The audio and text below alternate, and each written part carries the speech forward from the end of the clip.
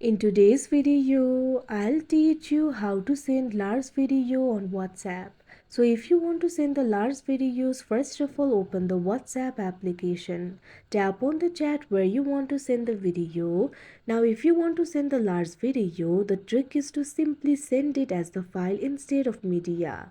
For that, tap on the paperclip icon that you can see on the screen. Now after that, you'll be able to select the file to send. What you have to do is tap on this option document. Now once you do that, tap on this option choose from gallery that you can see on the screen. Now you'll be able to choose the video. Simply tap on the large video that you would like to send.